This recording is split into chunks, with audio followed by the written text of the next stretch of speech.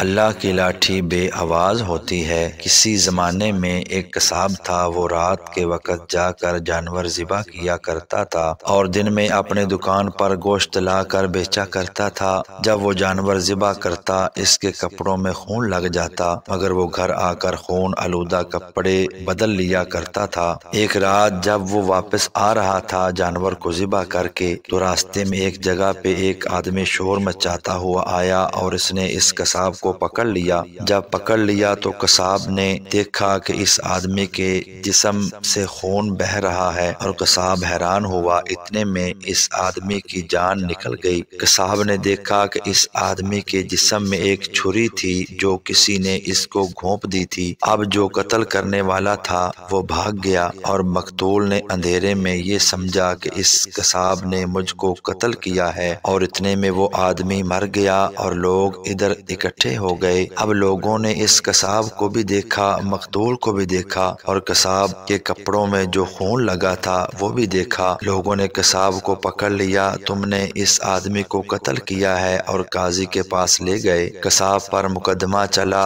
قاضی نے مقتول کو دیکھا اور لوگوں کی گواہی سنی، اور قصاب پر قصاص کا حکم سنا دیا کہ جان کے بدلے جان، اور اس آدمی کو پھانسی دی جائے گی۔ اور جب قصاب کو مجمع میں پھانسی کے لیے لایا گیا تو اس کی آنکھوں سے آنسو نکل رہے تھے، اور جو لانے والا پولیس افسر تھا اس نے کہا کہ تم کیوں رو رہے ہو؟ کیا تمہیں اپنے جرم پر ندامت ہو رہی ہے؟ تو اس قصاب نے کہا، ہاں ندامت تو ہو رہی ہے، لیکن میں اس بندے کا قاتل نہیں ہوں جس کے قتل کی مجھ کو سزا دی جا رہی ہے، میں کسی اور کا قاتل ہوں۔ پولیس والے نے کہا، تمہاری کہانی کیا ہے؟ قصاب نے کہا، میں بہت عرصہ پہلے کشتی چلایا کرتا تھا۔ ایک بہت بڑا دریا تھا، دریا کے اس کنارے سے دوسرے کنارے تک لوگوں کو پہنچاتا تھا۔ ایک دن ایک عورت اور اس کی لڑکی میری کشتی میں سوار ہوئی۔ میں نے لڑکی کو دیکھا، وہ بہت خوبصورت تھی، چاند کا ٹکڑا تھی۔ میرا دل لڑکی پر فریفتہ ہو گیا۔ میں نے لڑکی کو اشارے سے بات کی، اور اس لڑکی نے بھی مجھ سے اشارے میں بات کی، یہاں تک کہ ہم میں ایک تعلق بن گیا۔ لڑکی نے کہا، میں نکاح کے بغیر تمہارے پاس نہیں آ سکتی، لہٰذا تم کو مجھ سے محبت ہے تو میرے ماں اور باپ سے رشتے کی بات کرو۔ میں نے اس کے باپ سے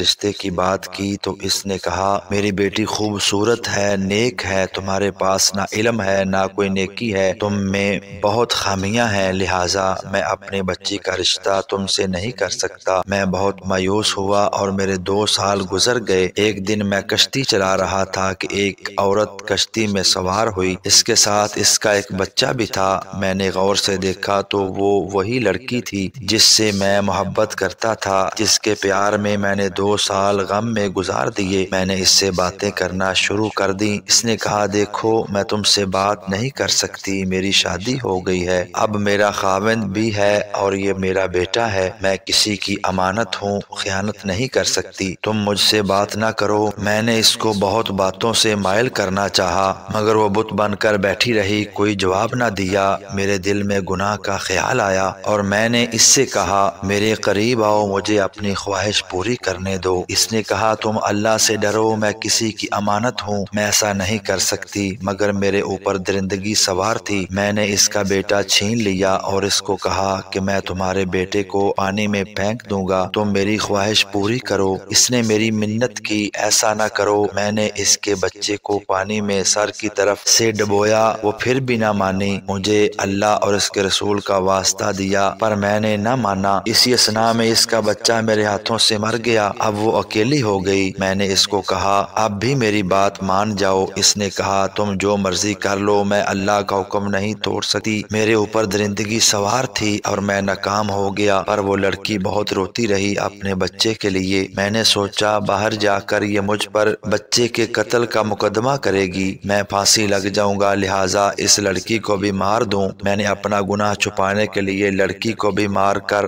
پانی میں پھینک دیا۔ میں نے 20 سال پہلے اس ماں اور بیٹی کو قتل کیا تھا، ڈر کے مارے میں نے کشتی کا کام چھوڑ دیا اور قصاب کا پیشہ اختیار کر لیا، مگر اللہ تعالیٰ کی لاٹھی بے آواز ہے۔ آج 20 سال گزر جانے کے بعد ظاہر میں بے قصور ہوں، اس آدمی کو قتل میں نے نہیں کیا، مگر اس قتل کے بدلے میں اللہ تعالیٰ نے مجھے آج پھانسی کے تختے پر لا کھڑا کیا۔ سچ ہے کہ اللہ کی لاٹھی بے آواز ہوتی ہے۔ ایسی اچھی ویڈیوز دیکھنے کے لیے ویڈیو کو لائک اور چینل کو سبسکرائب ضرور کیجیے گا۔ اللہ حافظ۔